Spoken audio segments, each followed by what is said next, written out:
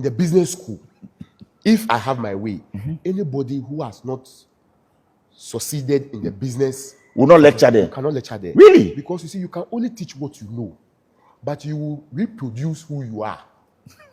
So if you have not built anything, trust me, you will reproduce students who will build nothing. So are you saying that entrepreneurship lecturers and business lecturers don't have any business if they themselves haven't built any business of their own? Of course. What are you imparting? What you read in the book? No, it is one thing to go and read something and come and tell somebody. And it's another thing to tell somebody what you yourself have achieved. These are two different things. And in the advanced economies, that is the way they are going about it. And so you find out that they are creating students or graduates who are very, very, very, very practical and very insightful. So they come to the market after school and they are so innovative, doing all sorts of things because they have been well equipped practically from the classroom and not theoretically. And this is what you're actually advocating for, that in our curriculum here, educationally, we should also start giving it a thought or maybe implementing such. Of course, that if I have my way, that is what I insist on that. So coming back to what I was saying, okay. So I had one lecturer that I admired the most. I think that is my greatest mentor. He's called Michael Mainwaring.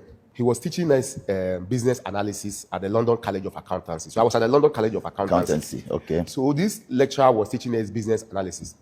And then one day after class, I was leaving. Apparently, I was the last person leaving the class, you know. Then he called me. He said, Richard, come over here. Then I went to him. Then he said, you know something? What are your plans after school? You are completing school later this year. Are you planning to stay like all your colleagues and everybody does, or you are planning to go back home? Then I was like, I'm trying to think about it to see whether I'll go. And he's like, no. Richard, you know what? Go back home. Don't stay after school. Teaching you, I can see that you are a very smart student.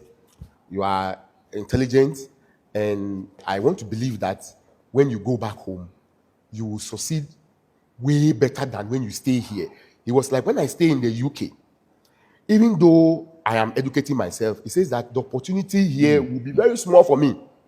And I will not be able to compete better. But when I go back home, I will be able to compete better. And he has no doubt in his mind that I will go and compete and win the competition. And he said that to you many years ago. Listen to what he said. It's not even done. He says that he believes that I will make it very big back home. Then my success will open the door for me to come back to the UK. And then I should come back. And I should come back in my private jet and come and pay him a visit. That's what this man told me 17 years ago. You're only 23. I was 23. He's more than a lecturer. He's a prophet. He spoke into your life. Yeah. And 17 years on, all that he said, you've achieved. Out there in the Western world, these are industry captains. These are titans of business. And they actually come out there to impart and impact. Because they live it. Right. So I have so much admiration for this lecturer because he's a successful person himself. So when he told me this, I was like, all right, Michael, I'm going to do that. Immediately, 1 week after he spoke to me, I bought my ticket ahead of time. A week after he spoke to me, I was convinced that I had to go back home. But I didn't know what I was going to do. And I had not, it's not as if I've saved money and I had money, but I was like, no, I had to go. Because, you see, you always have to take a step. So I bought the ticket down. So I knew that once I've bought the ticket, I can't change my mind. I have to go back home. Yeah. So right after, and let me tell you this, when I finished school, I called my mom and my sister. I told them that I am coming back home next week. My mother was like, hold on a second. What did you say? What in the world are you coming saying? back home. I said, what are you coming to do? Have you done anything wrong there? Are you in trouble? Are people looking for you? I said, no. They said, so why? People are in a queue waiting to get embassy, visa queuing at the embassy trying to get visa to go. And you are there. And you said you are coming. Why? I said, ma'am, I went to school. I'm done with school. He said, yes, but stay on. Look for job, work, make money so that you can send me money so that you can become a better person. Don't come here. Which is the norm for many people. You go to school, you stay there. And yes. So I told her, no, I want to come. So she was like, oh, my enemies have gotten me. my mom was like, the enemies have gotten. It must have been a tough one for you. It was a very tough one. Because you love your mom and you were actually going against her will. Yes. So it was a very tough decision. At a point, I almost nearly changed my mind, but I was like, no, I had to go. So I realized that they were not willing to come to terms with me that I was coming back home. Okay. So I just left them. I'm like, well, when I get to Ghana, I'm already in Ghana. We'll figure it out.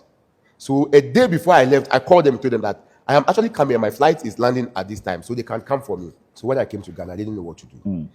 I had to figure out things, understand, because I've left the system, so I had to spend some months to adjust into the system a little. But there's something intriguing that happened.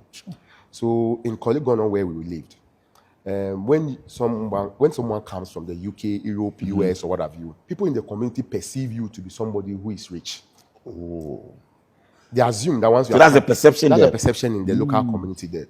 So I realized that many people were coming to knock on my door and ask me to lend them like 500 CDs, 1,000 CDs, 2,000 CDs. Some they want 500 CDs to pay their children's school fees. They'll give it to me when the month ends. Okay. Some come for ask me for 2,000 to pay a medical bill for their sick child or spouse, and they'll give it to me at a particular date. And I was getting many of these requests because they perceive that I have money because I've come from Europe. And I've also learned in the business school that these things, when they come, they are opportunities. Where there are problems, there are opportunities. When you find a problem, you face it, it's a business opportunity for you. Get a So then solution. I was like, okay, if these people will come to me asking me for 500 cities, 1,000 cities, 2,000 cities at a particular, for them to pay at a particular date, why don't I rather set up a business formally to give them these 500 cities, 1,000 cities, 2,000 This cities? is interesting because for many it would have been a problem and you would have written them off and sacked them. You saw a business opportunity in there. I had never worked in any financial institution before. I had no knowledge of running a financial institution. I have no banking experience or what have you. This is how I encountered. And you were how old? Because you must have been in your 20s, right? I started my company with 24 years. 24 years. Yes. You're a visionary. Yes.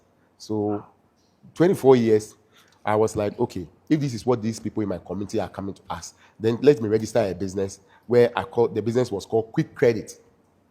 So I set up Quick Credit. And okay, come now formally.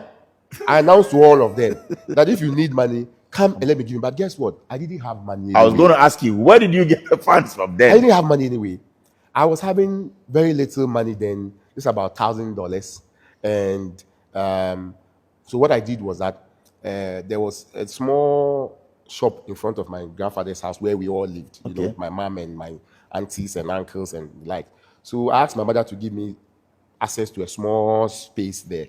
That is where I started. In that shop? In that shop where I started. So you didn't have a formal office? No, I didn't. It was just a tabletop business when you it was a started? tabletop business and You're a small kidding me? That's where I started. Yeah. Well, the office is just the size of where we are sitting, right here. Just a small place here. Wow. And that's where we started. So it was just about two of us who started the business. Wow. And what I did was that when I was coming back from the UK, those days was the era of plasma TV. If you recall, plasma TV. Exactly. Yeah. So when I was coming, I came back with a 42-inch plasma TV, a home theater, and then I had just about $1,000 on pounds on me. Pounds, okay. And I went to my mother one day in the house, you know, and I told my mom that, Mom, the TV that I'd come to fix for you, that you are watching with my sister, I want to go and sell it. This was like, are you mad? Okay. So do you understand why I begged you not to come back to Ghana? Do you understand why I begged you not to come? Now you have begin selling your belongings, your properties. Wow. My mother started sharing tears. Wow. That I'd gotten, because you know, in this local community, our parents always see it as a taboo for you to begin selling your personal belongings. Exactly. So once you begin selling your personal belongings, then you are at your very, very low. So you know, so I told her, yes, I want to go and sell it. She shouldn't worry.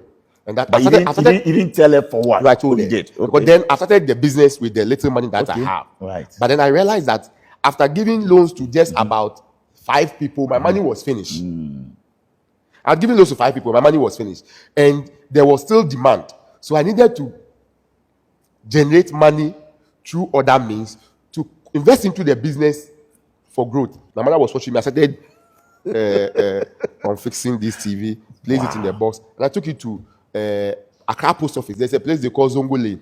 Lane, the Zongo Lane there. I took it there. Those days when you take a plasma TV by 30 minutes, it was At hot that time, commodity, plasma yes. TV was a hot commodity. Yes. Once you took it there, by 30 minutes, they would have given you money because there's somebody ready to sell to. So I took it there, the home theater, I took everything and sold them. You sold everything on the day, I Richard. sold them the same day. I went by 2 hours, I sold the money, I bought them. The next day, I had customers in line that I had to call them and say, come for your Your family didn't have a TV to watch, no didn't. music to